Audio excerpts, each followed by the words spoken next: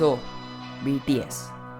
They are the first Korean artist to have ever performed at the Grammys, won a Billboard Music Award, sold out stadium world tours like Wembley and Citi Field, which are like symbols of pop culture, venues where many other global superstars have performed.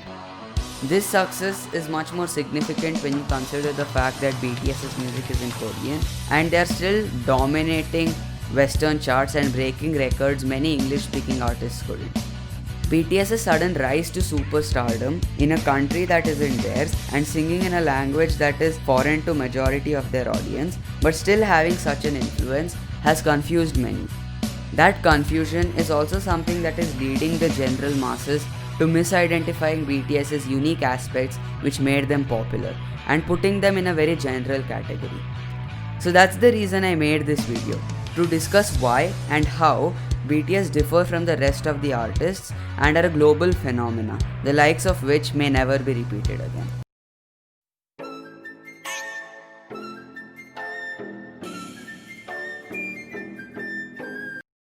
In order to understand what sets BTS apart, we need to understand what we are setting them apart from. I mean, K-pop is a very integral part of BTS's identity. They are, after all, a K-pop group, right? Now, wear the shoes of the general public. When I say the word K-pop, the images that pop up to mind are generic studio-ready beats, good-looking Asian people, and thousands of young teenage fans. The problem here is that BTS became popular because they broke out of this K-pop bubble and did something unique. But when the media introduces BTS as a K-pop group, people who only have that narrow understanding of K-pop will end up attributing BTS's success to those qualities that they understand to be K-pop. In doing so, not only is every other aspect about BTS that is supposed to set them apart undermined, but also an image of K-pop is formed. Now, this image of K-pop that people end up having is something that is far away from the truth. So what even is K-pop in the first place? K-pop stands for Korean popular music. That's it. Any attempts to categorize K-pop into a particular genre have been unsuccessful since there is a broad variety of music that can be considered K-pop. We have IU, who makes soul ballad soft songs.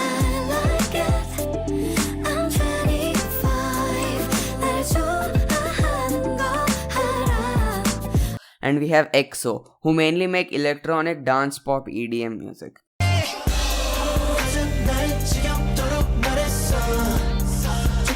While these two artists make music that are polar opposites of each other, they still can be grouped together as K-pop artists. So, is K-pop a genre or not?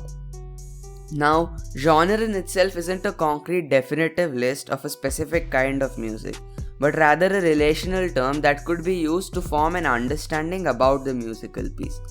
This relation is to our existing cultural reference points to further understand our likes and dislikes. So we use genre as merely a term to understand music before bifurcating into what we like and we don't. While genre in itself is a very loose classification, since different musical styles can be recognized as the same genre because both styles of music are similar from a cultural standpoint. For example, Eminem and Juice WRLD make different type of music, but are both considered hip-hop artists since both their music is similar to what we people culturally understand to be hip-hop. Genre classifications are also based heavily on racial and cultural barriers. So, the term K-pop in itself is something that we use simply to put all mainstream Korean artists into one category, that is solely for the sake of easier understanding and recognition of a musical piece. Hence, even if you make soft ballads like IU, EDM music like EXO, or rap music like Jessie, it will be considered as K-pop. So yes, K-pop is a genre with a very diverse array of subgenres. And the general image that the public has of K-pop isn't fit to represent what K-pop as a whole signifies.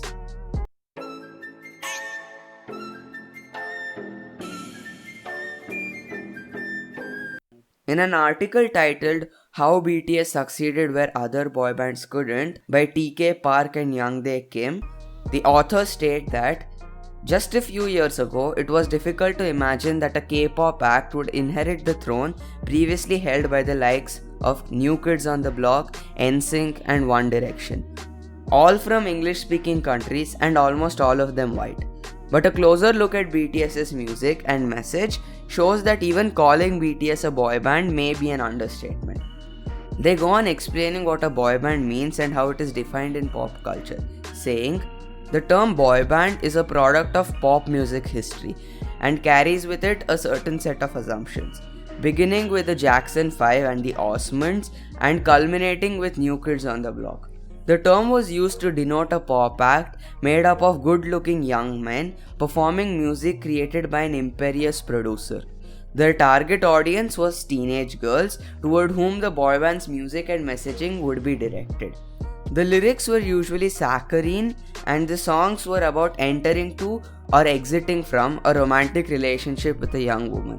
Typically, music from boy bands was rarely adventurous and consisted of easy and predictable bubblegum tunes."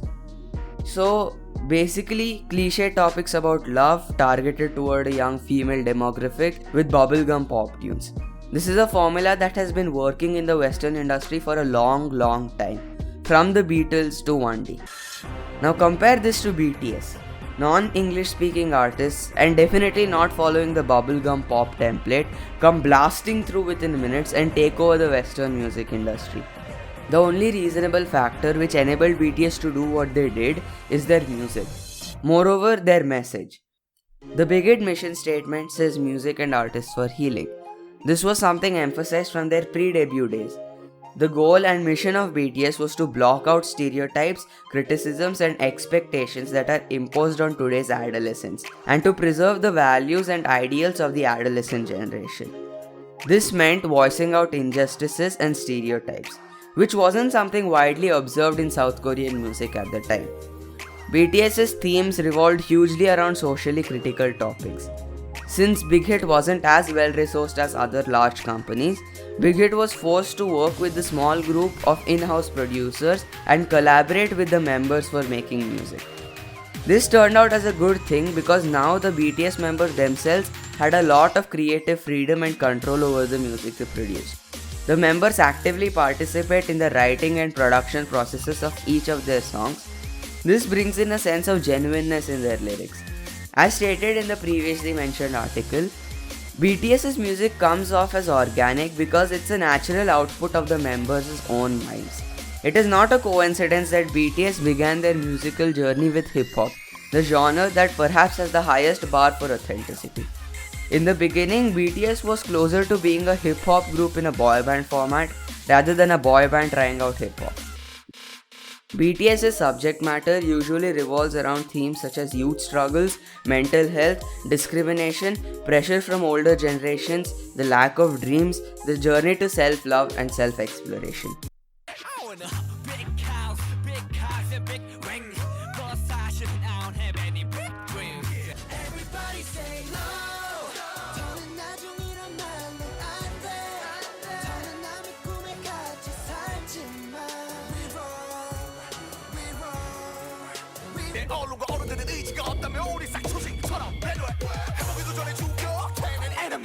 Enemy.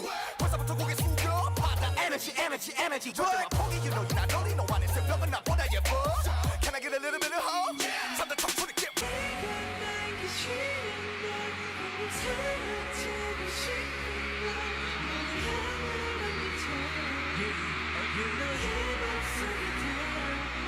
Let's go.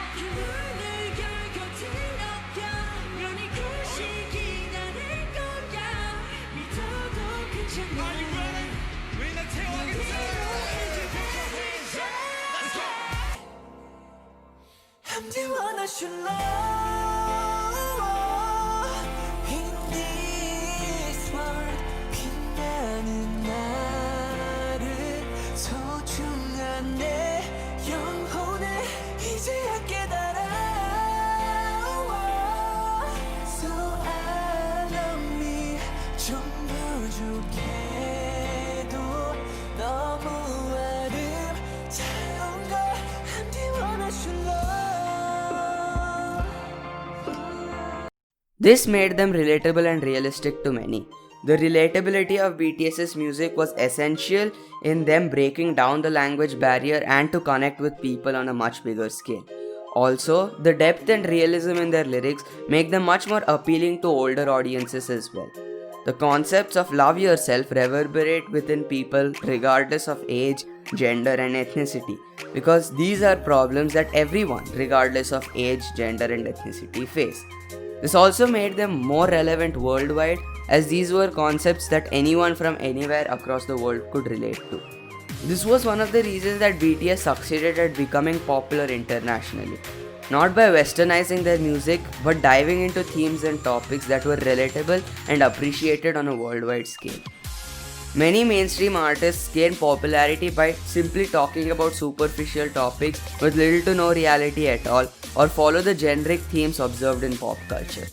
BTS, on the other hand, differentiate themselves by using their platform to talk about topics that aren't usually spoken about but are necessary to be heard. This quality of them alone is something that sets them apart from the rest and puts them in places rarely reached by pop stars, like addressing the United Nations General Assembly and having a joint collaboration campaign with UNICEF to end violence against children and teens. So, let's take all one more step. We have learned to love ourselves. So now I urge you to speak yourself. This quality of BTS is also what allows BTS to reach a greater number of people and have an influence on them. The cultural, ethnical, and generational diversity one sees in BTS's fandom is something unprecedented for any boy band before them and probably any boy band after them as well. BTS is a unique phenomenon, the likes of which may never be repeated again. It is understandably baffling as to how a Korean group from a small company, relatively unknown, suddenly took over the international music industry. And while the media will constantly fail in attempts to categorize them, we need to recognize BTS as the unique phenomena they are, not as a trend, not as a byproduct of a multi-billion-dollar industry, but as BTS, the group of unique and game-changing artists from South Korea that changed our perception of music.